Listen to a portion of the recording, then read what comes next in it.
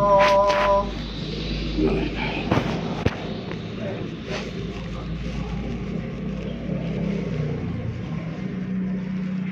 الله أكبر.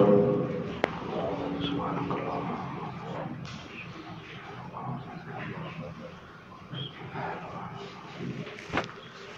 الحمد لله رب العالمين الرحمن الرحيم مالك يوم الدين إياك نعبد وإياك نستعين اهدنا الصراط المستقيم صراط الذين أنعمت عليهم غير المغضوب عليهم ولا الضالين.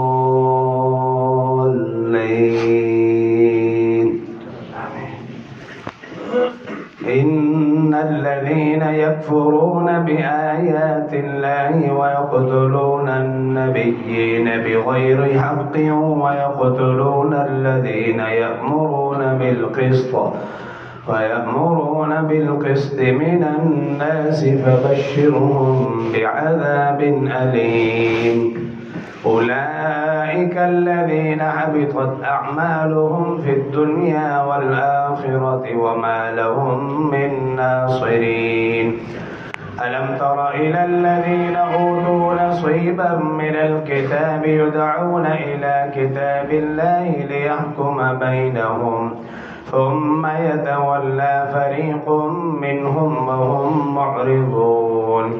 ذلك بأنهم قالوا لن تمسنا النار إلا أياما معدودات وغرهم في دينهم ما كانوا يفترون.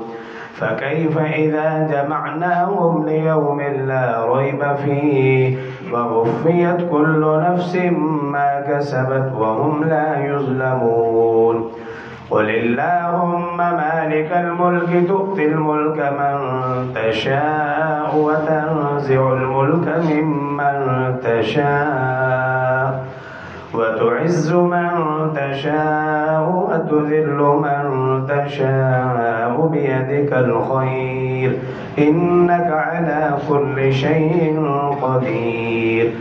تولج الليل في النهار وتولج النهار في الليل وتخرج الحي من الميت وتخرج الميت من الحي وترزق من تشاء بغير حساب. لا يتخذ المؤمنون الكافرين أولياء من دون المؤمنين ومن يفعل ذلك فليس من الله في شيء إلا أن تتقوا منهم تقاه ويحذركم الله نفسه وإلى الله المصير. قل إن تخفوا ما في صدوركم أو تبدوه يعلمه الله ويعلم ما في السماوات والأرض والله على كل شيء قدير.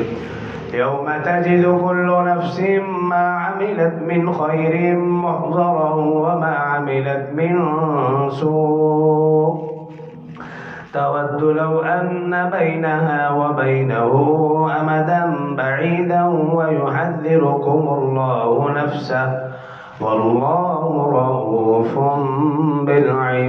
بالعباد. الله أكبر.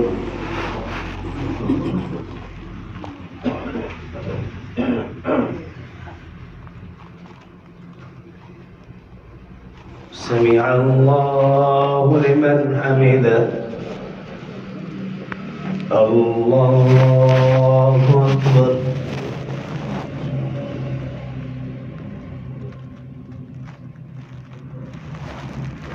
الله أكبر.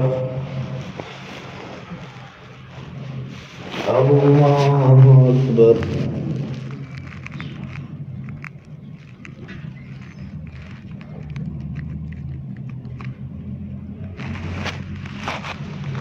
الله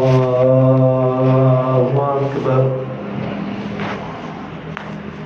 الحمد لله رب العالمين الرحمن الرحيم مالك يوم الدين إياك نعبد وإياك نستعين اهدنا الصراط المستقيم صراط الذين أنعمت عليهم غير المغضوب عليهم ولا الضالين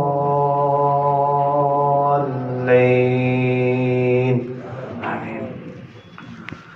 قل إن كنتم تحبون الله فاتبعوني يحببكم الله ويغفر لكم ذنوبكم والله غفور رحيم.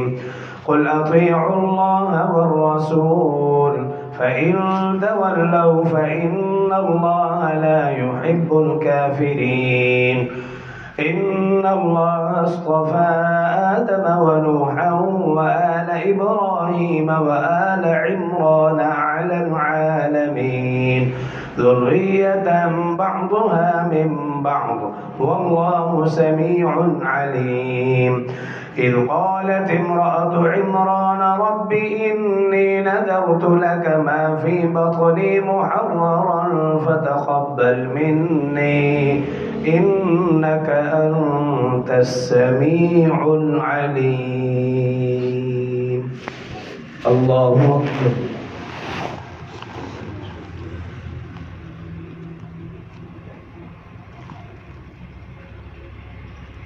سمع الله لمن حمده. الله أكبر.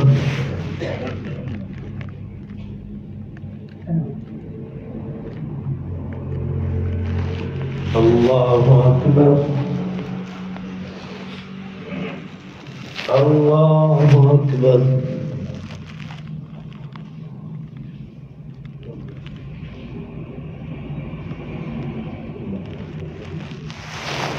الله أكبر.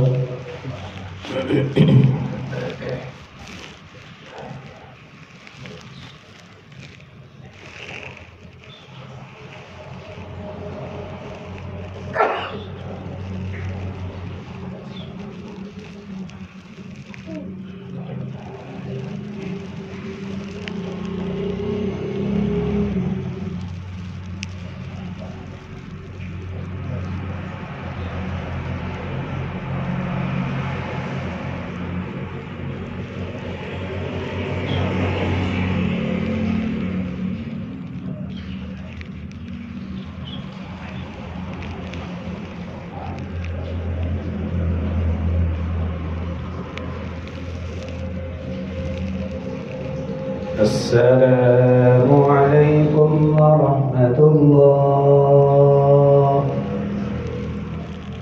السلام عليكم ورحمة الله. الله أكبر. استغفر الله استغفر الله استغفر الله.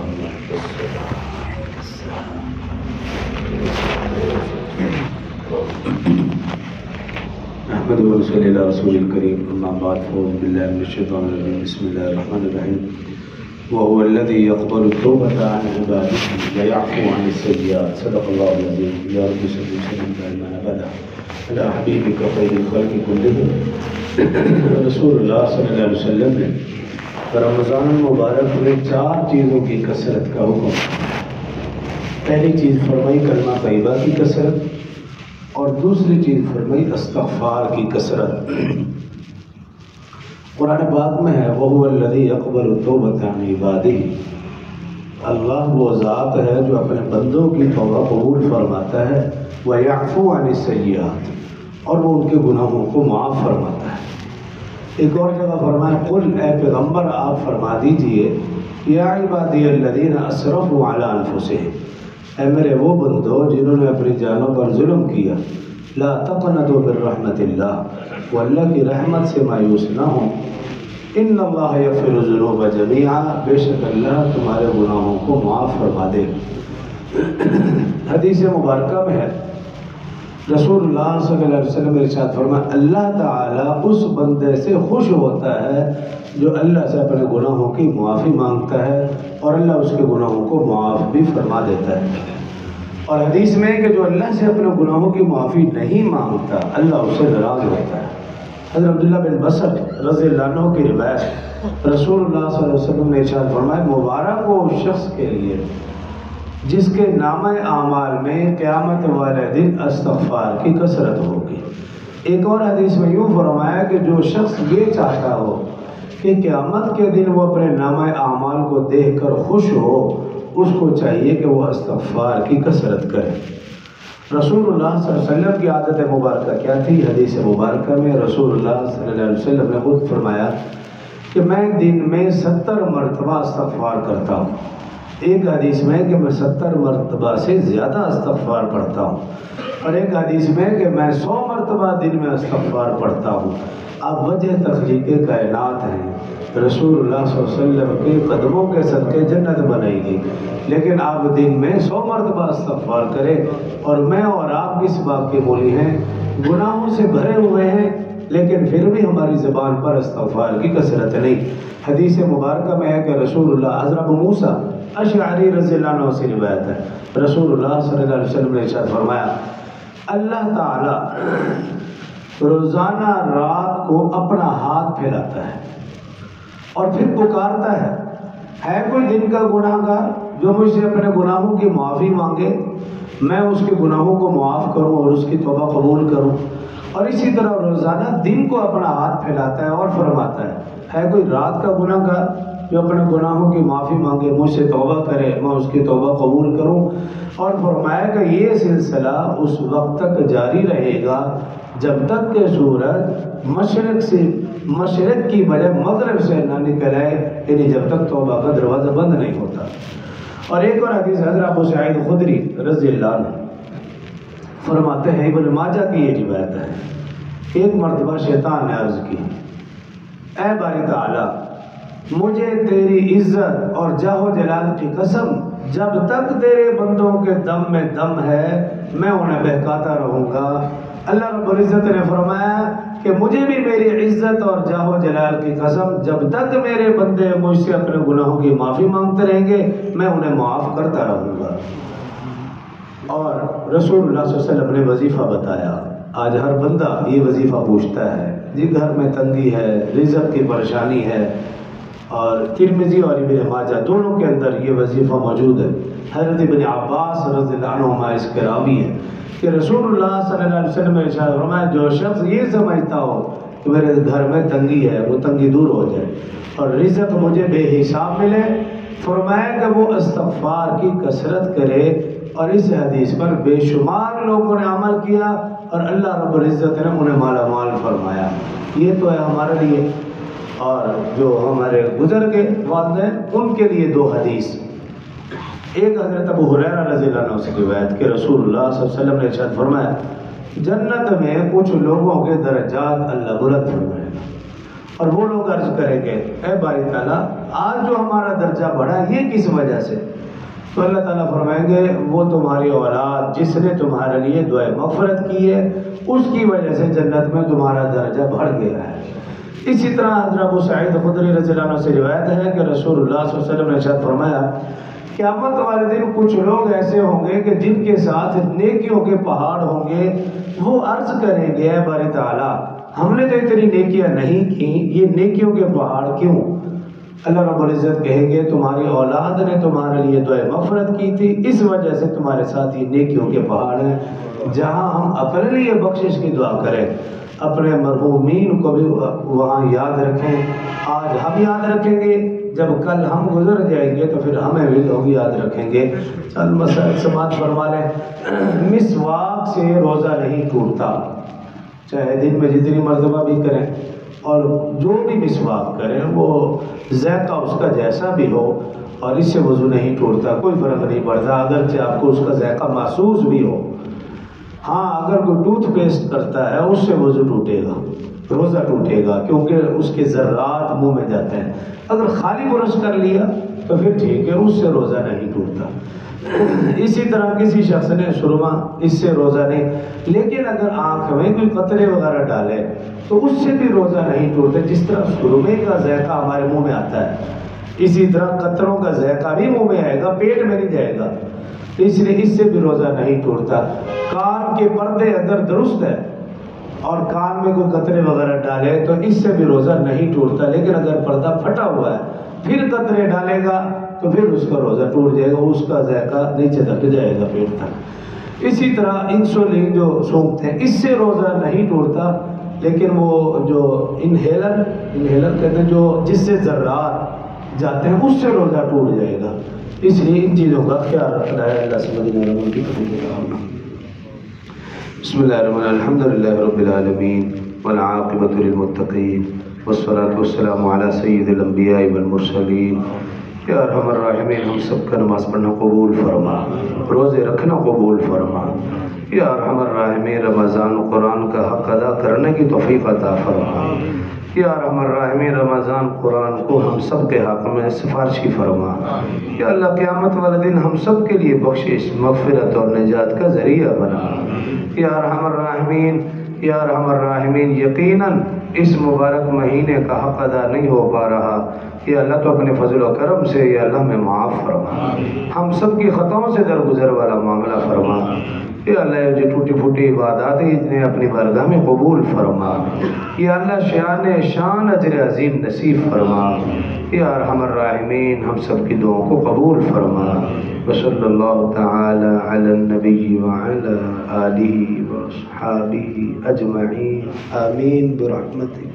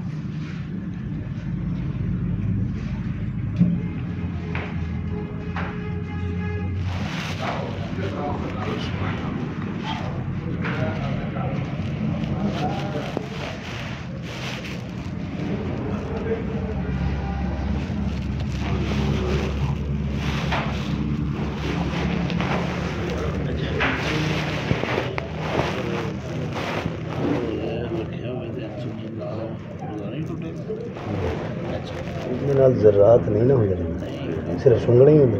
نہیں، انسولین تو لانی ہوتی ہے۔ اچھا، وہ تو پانی والی ہوتی ہے ٹیکا، لیکن انجیکشن نال روزہ نہیں ٹوٹتا۔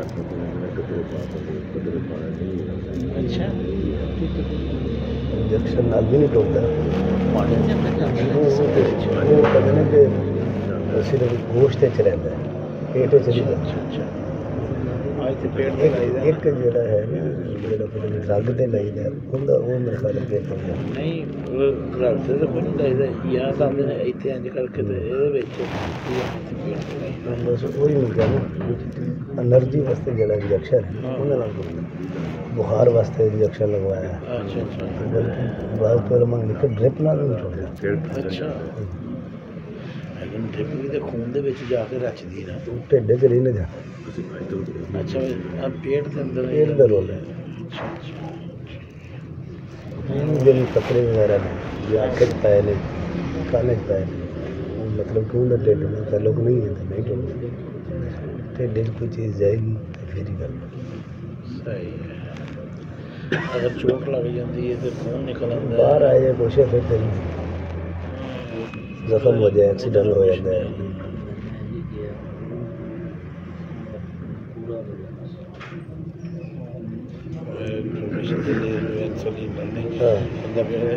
دور گیا ہوں اتنے انسولین نہیں ہوتی، گھر آ کے بندہ لا لینا۔ ٹھیک ہے،